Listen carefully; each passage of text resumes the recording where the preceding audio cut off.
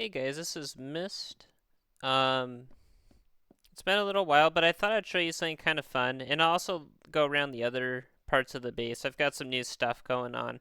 So, right here I've got some power rails, detector rails, and a piston worm. But it's not just any ordinary piston worm. It's a two-way piston worm, and in between these two caterpillar engines, you could put whatever you want. You can have pistons facing this way or that way to do certain farming um, things. But yeah, let's go ahead and just run it. Now, the piston worm will go in the direction in which a minecart on the top is going. So if I have the minecart go this way,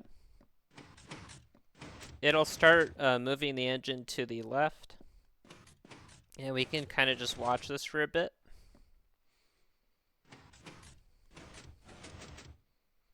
It's a little slow. And obviously I still haven't really figured out a good way to keep extending the minecart duration up there because it's not the best.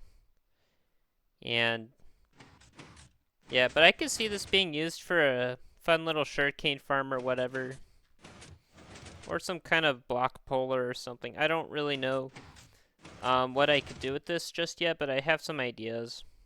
Because what you could do is you can have one machine at the sticky piston pull blocks this way and then have one push them.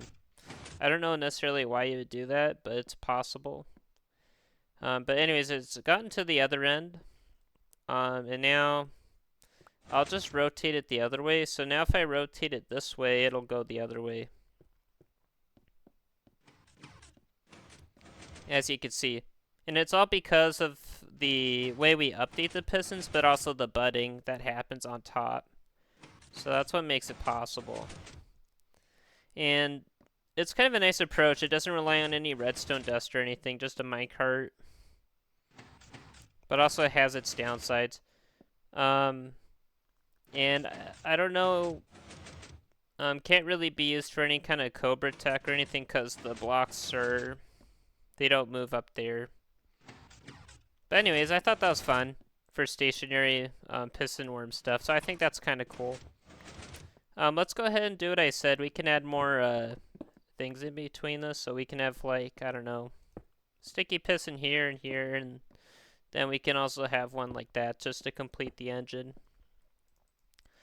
Nice thing about doing an engine like this is you can actually have it turn around in any part of the line here. So I'll show that in a minute. Well, actually, I just thought of something we could use this for. You can actually use this to move ice out of an ice farm and then have it be pushed somewhere, pulled somewhere, like to a conveyor belt or something. So it might be useful for that. I might try that actually because I found a taiga biome with ice. So I could probably set one of these up there. But anyways, let's go ahead and try this out. I'll just have some blocks out here. And we'll just see them get pulled. And what you could do is on the other side, you could have maybe a secondary one that pushes the blocks across or something. I don't necessarily know. I'm going to go ahead and move the minecart that way by having having it rotate this way. So there it goes. It's starting to pull blocks off, and it'll just keep pulling them towards the caterpillar engine. And now this piston right here will push the blocks out. So it's kind of a useless machine. But it kind of demonstrates a point. We can actually do some fun stuff with a caterpillar engine like this. But obviously, again, if you wanted to actually use this with Cobra Tech, this whole rail system here would have to be movable.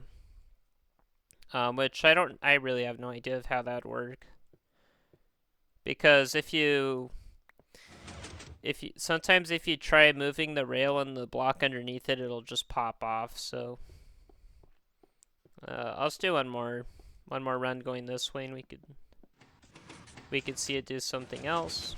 So now it'll just pull the blocks against the wall because there's nothing to reset it. I'll go to the other side. But yeah, I hope you guys found that interesting. I thought it was kind of cool. Over here I have a sugarcane farm. I just made a very simple one. It's like a torch tower in the middle. Whoop! Oh. So it's like a torch tower in the middle, and then there's pistons in a clockwise pattern. And it just pushes the sugarcane off. Over here I got an item timer. I just have cactus set up because cactus is free. That's a sand duper. Yes, I know it's a sand duper, but you got to get your TNT somewhere. Otherwise, I would just blow up my pretty beach and it'd look like a battlefield out here. So I was like, nah, I'll just use a sand duper. Yeah, and then this is a cactus farm. What I did is I actually have each of the cactuses staggered a different way, so there's more of a chance of them hitting a wall and falling straight down than being broken. So there's that, and they build up pretty nicely here. See, get like almost a stack. And yeah, the sugarcane farm runs on the clock, so... And then they just come down from above like that. I really like this farm. I remember AFKing here for a while, like overnight, and get my inventory filled up. But as you can see, it's pretty good yield. You get about 70-ish sugarcane per, not per cycle, but per full harvest. I don't necessarily know the rates per cycle. And yeah, I don't really have any more room for sugarcane because I filled it up. I'd have to probably put some more chests here. But yeah, it was a good farm. So now I can make decorative bookshelves and stuff. And cake, but you don't need a lot of sugar for cake, so it's mostly just for decorative items. And yeah. I think, yeah, so that's pretty much that.